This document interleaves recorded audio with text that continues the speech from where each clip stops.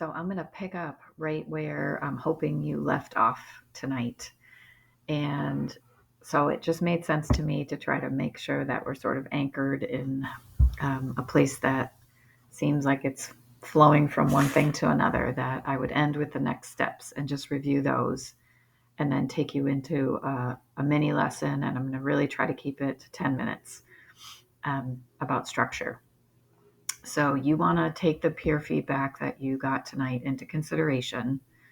And, ultimately you're the writer and you're going to make the decisions, but do consider that you've had a reader now give you some feedback.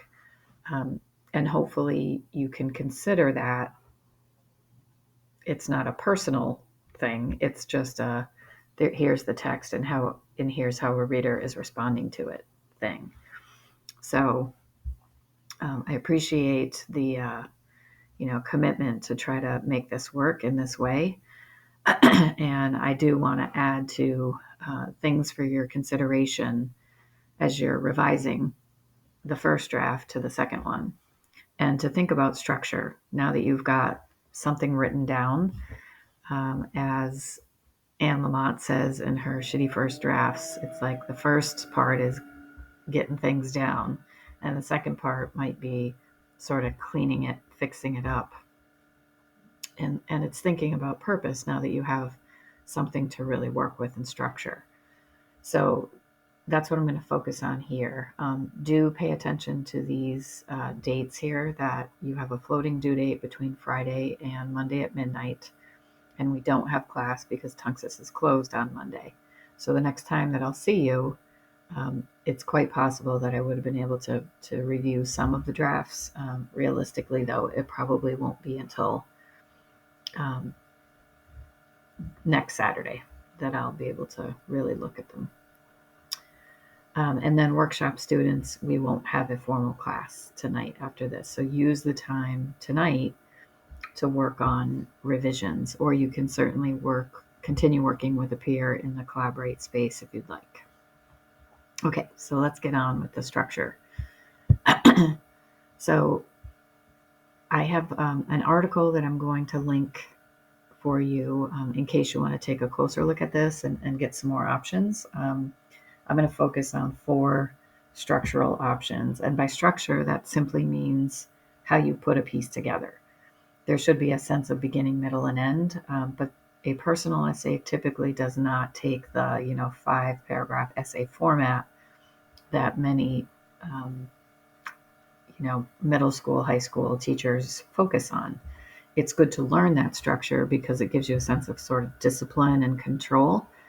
But once you understand those structures, you want to think beyond that and think about the purpose and how a structure can support a purpose in a more effective way than a traditional 5-paragraph essay.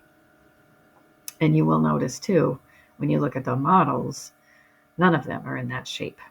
They don't have a 5-paragraph essay structure. So I like this description of it. Every bend in the process is helping you to arrive at your necessary structure. So thinking about the process, you had writing workouts, you looked at models, you got some feedback, you drafted, and it's all part of the process. And nothing that you're doing is a waste. It's all getting you to a point where you're making decisions and crafting this piece. So I'm going to focus on, well, that's just an illustration of what it might feel like. It looks like right now, a big pile of content, right, in no particular order. Or it may be that it takes on this order, right? And I see this a lot. I talked about it, I believe, last week, this chronology. So we start with the moment to moment. Honestly, though, so much of that can be deleted. Or, you might have kernels in there that are important and suit your purpose. But marching through time of, getting up or being in a car or eating your breakfast and going through your morning routine, it's really kind of a flat line. And you want to get to, okay, where in this? Do I actually feel a sense of tension or interest developing, um, rather than kind of reporting on an event or a person or a place? So we want to think about possibly using one of these four structures. And I'll tell you that this is coming from this article slash visual representation of structure. And again, I'll post this so you can take a closer look. But I like that it's got this visual guide because you can sort of scroll through it. And there are more than four. I'm just going to talk about these four because they are maybe somewhat familiar and they are fairly common. So that when you're looking at shame, for instance, you'll notice what he's doing in terms of structure. And then the other thing I feel like I should say is it's not so important that you're able to like look at a structure and say, well, I noticed that's dipping into the well. It's really just noticing where the structure works well and being able to say, I can do that in my own. Okay. We give them names because it helps us to distinguish one from another. So we're going to talk about the lift first. And this really just the idea is that the lift structure is being aware that you're developing almost a sense of plot. And you can see here that this is about that march of time can be methodical. First this, then this, then this. If unrelieved, it becomes a ticking clock in the jail, or worse, the flat line of death. Really melodramatic there. More crucial, though, is their use of tension, which changes the flat line of chronology into a rising line, a plot. So you want to think about ways to develop tension. That's another way of saying developing interest. So where might there be a sense of conflict, either within or without? Where is there a sense of momentum in the story that you're telling? And if it ain't there, you want to think about that. Okay, then you might be falling into the kind of reporting chronology trap. A second way to think about this is framing, and I want to get to that. So you can see some other options, but this idea of framing, it's like I think the best analogy is to think of a picture frame or a camera lens. And when you're looking through that lens at a particular moment or particular person in a moment, or place in a moment, it's deciding I'm going to focus entirely on what is in that frame, in that viewfinder, and delete everything that isn't necessary to understand that picture. And that can be perhaps frustrating when you've written a lot, because you feel like that other stuff is a waste. But again, I would say you had to maybe write all that to get to that moment of real significance. So look for that and don't be afraid to hit the delete button or hit the copy and paste button to pull something out of a larger narrative, to really amplify the importance of that particular place. And sometimes you can do that framing within a larger narrative too. So it might be just zooming in on it, and really slowing the moment down. And you do that by descriptive detail and by adding in dialogue.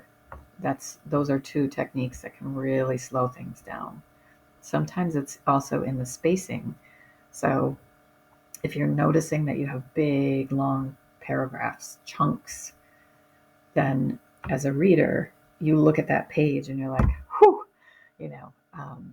So you want to think about the reader too, and that you have some control over pacing when you hit the space button, or when you type in a really short sentence, or when you do a paragraph that's like a line or two.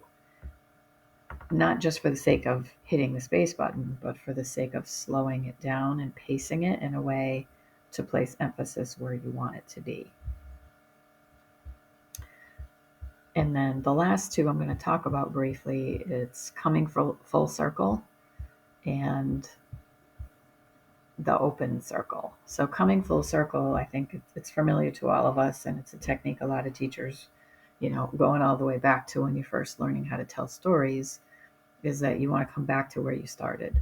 And you come back to where you started through, referencing something directly again, or alluding to something, or bringing up, something symbolic that you may have referenced earlier. But you're coming now around to that idea again, but you're coming there with more wisdom, and more of a sense of understanding the significance of whatever it is between, the beginning of the circle and the end. And when you do it with an open circle like this diagram, it's an emphasis on the transformation.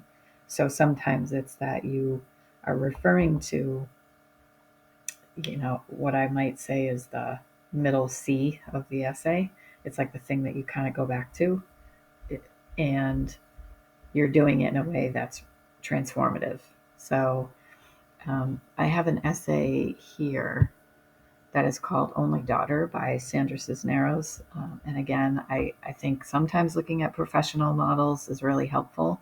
And some of you suggested that was the case. So I will post this one also. But I just wanted to shine a light on the way she begins and ends it. And she says, once several years ago, when I was just starting out my writing career, I was asked to write my own contributor's note for an anthology I was part of. I wrote, I am the only daughter in a family of 6 sons. That explains everything. And she goes throughout the essay talking about what that means, like interpreting it for us through her various moments in her life. And then she spends a lot of time talking about her father and really talking kind of about fatherhood and daughterhood in her cultural experience.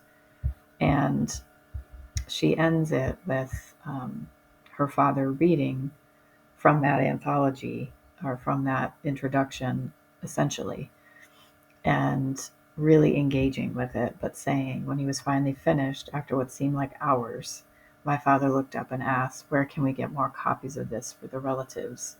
Of all the wonderful things that happened to me last year, that was the most wonderful. So it's echoing, but not literally echoing that beginning idea of being a daughter, in this family of sons, and how this experience and being a writer in this family kind of led to this moment. And it was a transformational moment. So again, I'm going to upload this, and so you can take a closer look at it if you are interested. And if you're not, that's okay. It's just an illustration. So the bottom line of this is to consider structure and to consider how it will work for you and how it will serve a greater purpose for your personal essay. See you soon.